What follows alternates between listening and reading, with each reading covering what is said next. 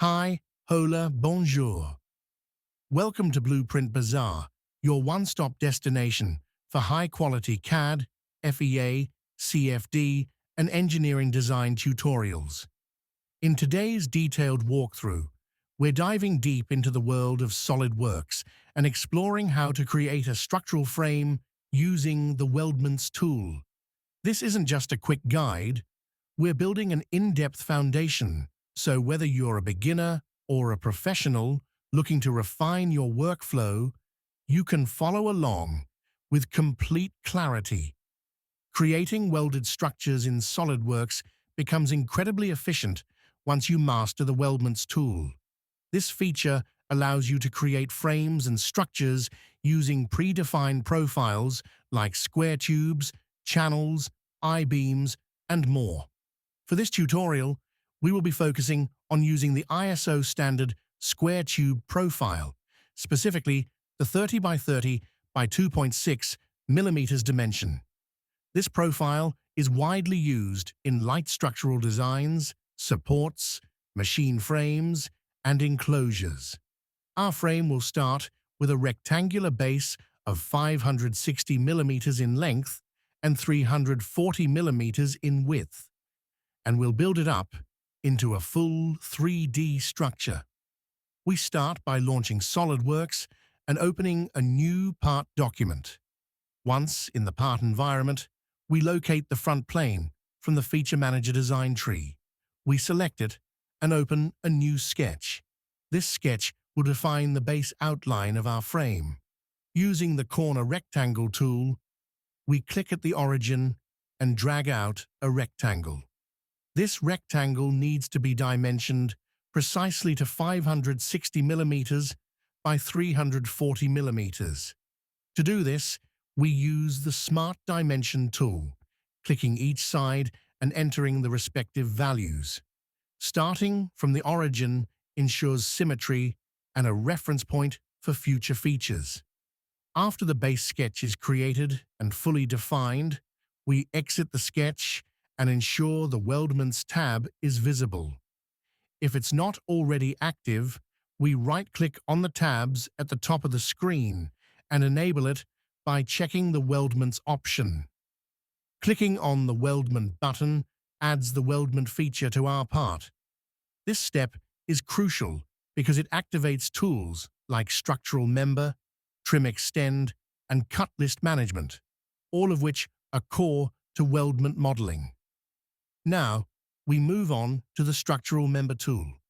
When we click this, the property manager on the left prompts us to choose a standard, a type, and a size. We choose ISO as the standard, square tube as the profile type, and from the list of available sizes, we select 30 by 30 by 2.6 millimeters.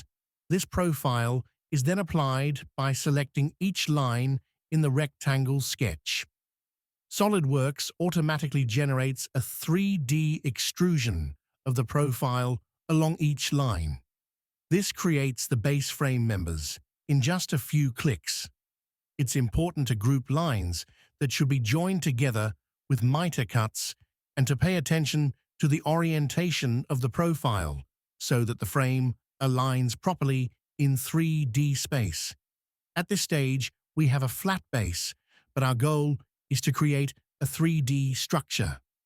To do this, we need vertical members extending upward from each corner of the base. We can create these either by using 3D sketching or by creating a new sketch on one of the side planes.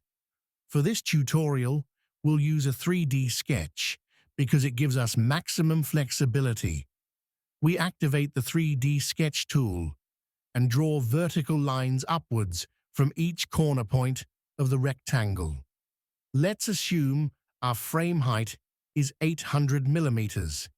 Using the line tool in 3D sketch mode, we connect these vertical lines at the top with horizontal lines to complete the top rectangle.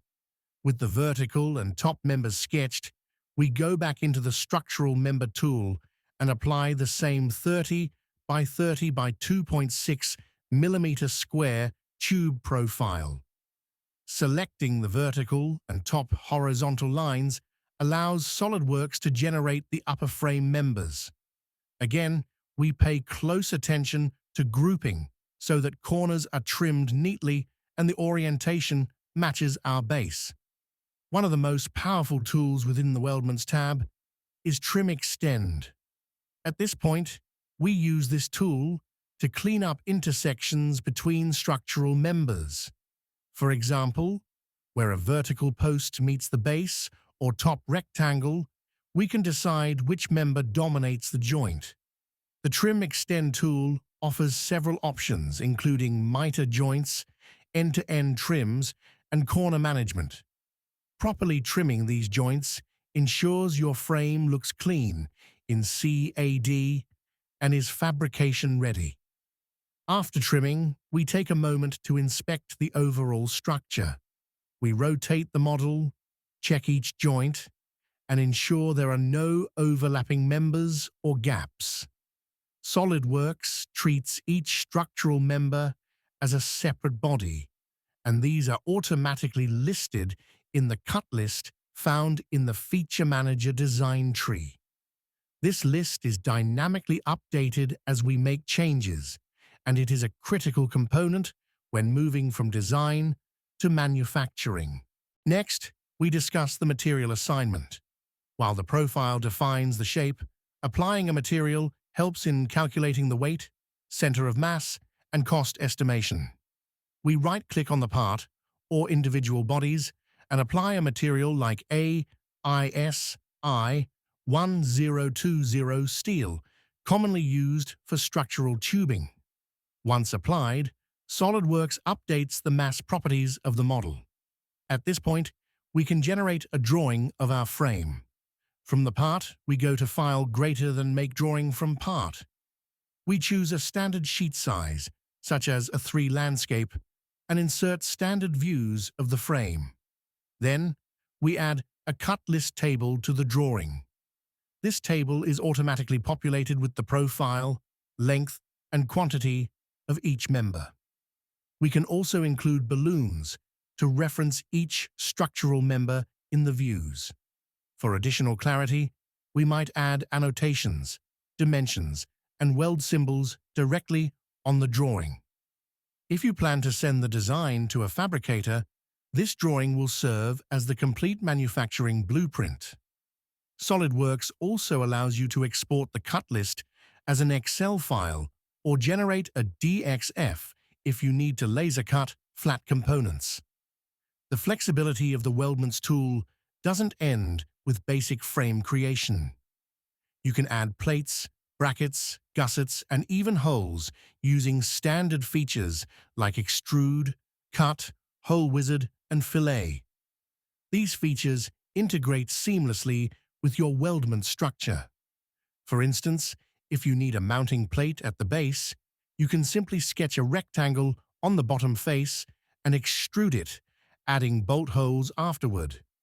Gussets can be added to reinforce corners, and SolidWorks even has a gusset tool specifically designed for this. Another advanced technique is using configurations to create multiple versions of the same frame. For example, you might have a short and a tall version of the same basic structure. By using configurations, you can toggle between them without duplicating your entire model. This is especially useful in production environments where multiple sizes are manufactured. You can also take advantage of equations and design tables to automate your frame design. Equations allow you to drive dimensions based on input values.